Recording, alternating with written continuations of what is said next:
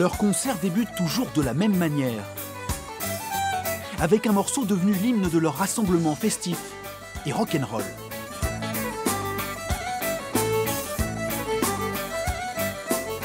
Petit retour en arrière, à quelques heures du début du concert. Ambiance détendue et proximité de rigueur pour les sets du Celtic.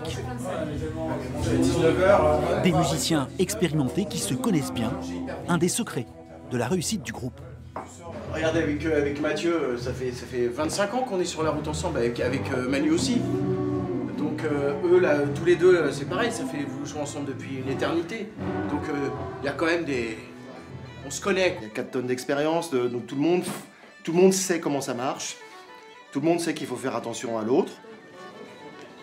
Quartier Bastille, tout près de la rue de Lappe. Le Celtic Social Club se produit ce soir-là au Café de la Danse. Après l'Espagne, l'Angleterre ou la Belgique, une étape parisienne au goût forcément particulier.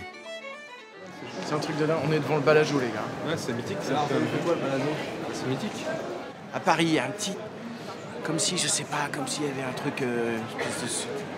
petit truc un peu supplémentaire, ou est-ce que ça... Je sais pas. Mais voilà, ça c'est les trucs de... Ça doit être les vieux complexes du poids de vin.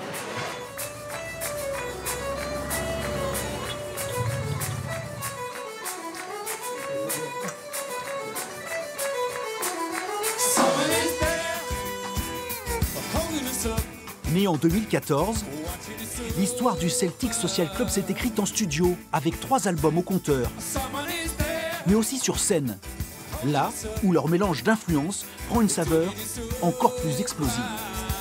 Plein de gens qui ne comprennent pas forcément ce qu'est cette espèce de bordel qu'on fait, ce mixed-up, ce gros mélange, effectivement sur scène. Oui, parce que là on sent l'énergie. On a l'élément celtique, mais on a aussi tout l'élément rock, punk, pop, etc. Le but, c'est que les gens y dansent. Les gens, c'est un groupe, les gens ils sortent des concerts. Ils ont la banane, quoi.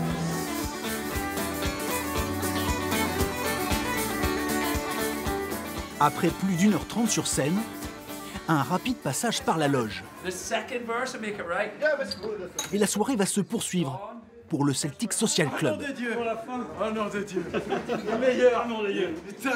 Comme après chaque concert, les musiciens vont à la rencontre de leur public.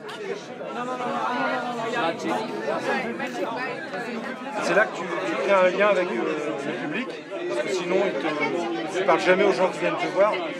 Et alors c'est le plus important.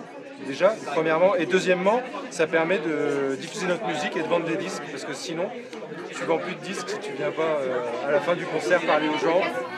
Quelques minutes d'échange avec le public français, avant peut-être d'aller en conquérir un autre, outre-Manche. Quand j'ai monté ce projet, jamais je me suis dit, on va aller chez les patrons. Jamais ils vont prendre un gars de Poitiers, deux gars de Poitiers, un gars de Niort qui joue avec des copains pour... Jamais de la vie.